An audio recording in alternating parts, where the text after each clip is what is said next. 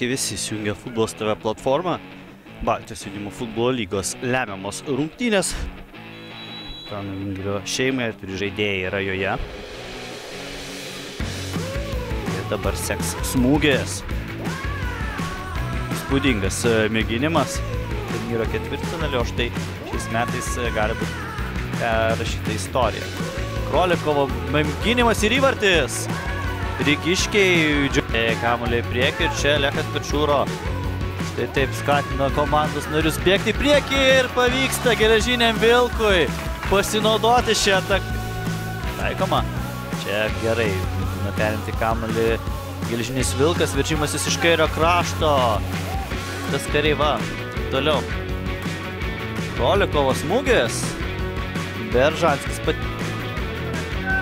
tas pats startinis nulipukas. O čia štai taip grūmėsi futbolininkai ir RFS dar išlaiko kamuolio kontrolę. Koks smūgis ir įvartis! Išties labai gerą perdavimą užsukti ir gana pakankamai daug Geležinio Vilko žaidėjų. Yra prie varžovo vartų, čia smūgis ir įvartis! 2-2! Geležinis Vilkas. Tas smūgis blokuojamos, o čia dar įdomus mėginimas iš Geležinio kamuolio. Taip keliamas kamuolys ir čia kova. Vartininkas sugeba blokuoti smūgį. Kareiva. Taip. Prasivežė tarp kelių žaidėjų, kas pirmas prie kamuolio. Atliekamas smūgis. Jie netoks stiprus. Kamuolys Artiomą Krolikovą. Šio perdavimas ir Kiriūnas. Jo perdavimas ir smūgis į vartus. Yra taiklus ir įvartis.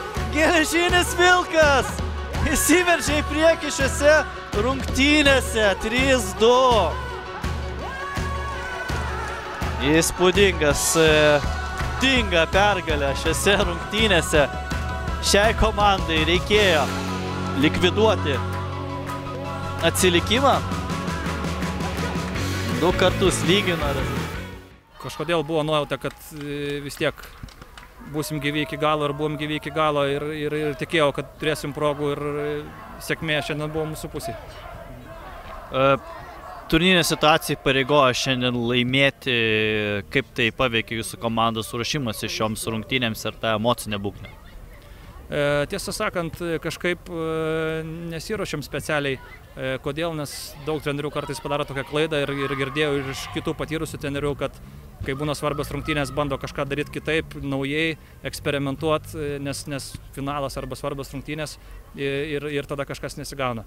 Mes laikėmės tokio principo, kad žaidžiam taip kaip įprasta, nes rutina padeda šiek tiek nusiraminti. Mums reikėjo būti šaltakraujiškiams, tokie buvom šiandien, galbūt ne iki galo, bet galų gale darbą padarėm ir tas atsipirko. Aišku, ruošiamės tokiems dalykams kaip žaidimas tarp linijų, žaidimas nuo vartų, tos dalykus treniravom, integravom į treniruočių procesą ir tam tikri dalykai tikrai šiandien suveikė ir padėjo.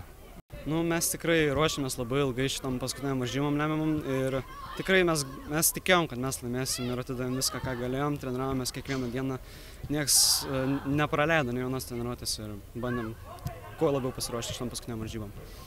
Šiose rungtynėse jums teko 2 kartus lyginti rezultatą bei tau pačiam pelnyti lemiamą įvartį.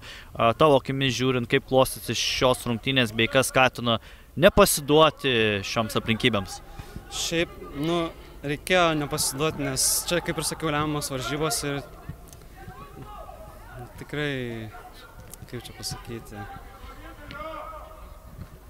be žodžių esu, nes labai dabar kupinas emocijos ir tiesiog laimingas. Mes tikrai norėjom laimėti šitas varžybas, kaip patekti toliau ir išeiti toliau, parodyti, ką galim. Baltijos jaunimo futbolo lygos etape dabar lauks ketvirtfinalio etapas, naujas išbandymas jūsų ekipai. Tad kokios dabar nuotaikos, belaukiant to išsvajotą ketvirtfinalio bei grįžtant į nacionalinės futbolo pirmenybes Samsung Galaxy Watch Elite jaunių lygą? Tai taip, ruošimės kiek galim daugiau, jokių atostogų, jokių praleidimų treniruočių ir ruošimės kuo galim daugiau šitam paskutiniam varžybom ir iškovoti, kuo galim toliau išeiti.